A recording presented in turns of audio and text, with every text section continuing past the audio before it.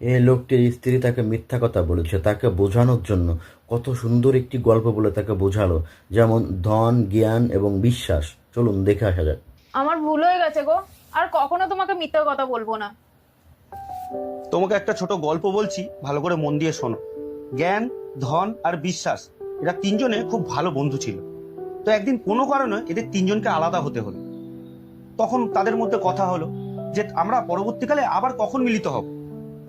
তখন জ্ঞান বলল যে তোরা আমাকে যে কোনো মন্দির, মসজিদ আর বইতেই আমাকে খুঁজে পাবি।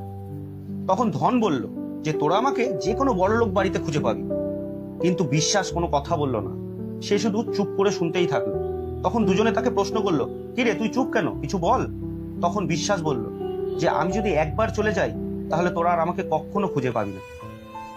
এর থেকে কি বোঝা যায় জানো তো, যে তুমি চাইলে জ্ঞান, ধন যখন খুশি অর্জন করতে পারবে, কিন্তু বিশ্বাস এমন একটা জিনিস, সেটা একবার হারিয়ে গেলে আর কোনোদিনও তুমি অর্জন করতে পারবে না, বুঝলে?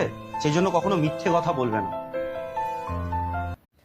এই অভিনয়টা দারুণ হয়েছে। শিবাশানু ভাই এবং সীমান্ত ভাইয়ের এই অভিনয়টা আমার খুব কলিজার মধ্যে লেগেছে। চলুন দেখে আসা যাক। তুমি আমারে টাকা পয়সার হিসাব বুঝাই দিতেছো ভাইজান। মানুষের কথা শুনে তুমি আমার টাকা পয়সার হিসাব বুঝাই দিতেছো? তাইলে ভাইজান আমি তোমার হিসাবগুলি বুঝাই দিব কেমনে? ছোটবেলা থেকে আমার যে কোলে পিঠে করে মানুষ করছো, নিজে ভালোটা না খায় ভালোটা আমারে খাওয়াইছো ভাইজান, ওই হিসাবটা আমি কেমনে বুঝাই দিব তোমারে? আমি দূর দেশে থাকি ভাইজান, আমার বাপ মা যে তোমার কাছে থাকে, এই হিসাবটা আমি তোমার বুঝাই দিতে পারবো? আমার বউরে তুমি ছোট বোনের মতো দেখে রাখো। আমি দূরে থাকি, আমি ওর চাহিদা আল্লাহর অনেক কিছু পূরণ করতে পারি না, তুমি বুঝতেই দাও না। সব তুমি পূরণ করো ভাইজান, এই সব আমি কেমনে বুঝাবো তোমারে? আমার কাছে এই টাকা নাই ভাইজান, কি দিয়া বুঝান যায়?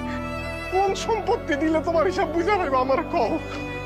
আগে তোমার হিসাব তো বুঝাই, তারপরে আমার নালে সামান্য কয়টা টাকা আমি বুঝা নেবো। কষ্ট কি তোর একারে জামাল? আমাকে কষ্ট লাগে না? তুই বিদেশ চলে গেলে যখন তোর ঘরে যায় দেখি তুই নাই, তখন মনের অজান্তে দর দর করে চোখের পানি। ভাই দেখুন শয়তানে কিভাবে নাড়ে। শয়তান যদি না নাড়ে তাহলে তো এরকম আর করতে পারে না। দেখুন কি অবস্থা হলো এই লোকটির।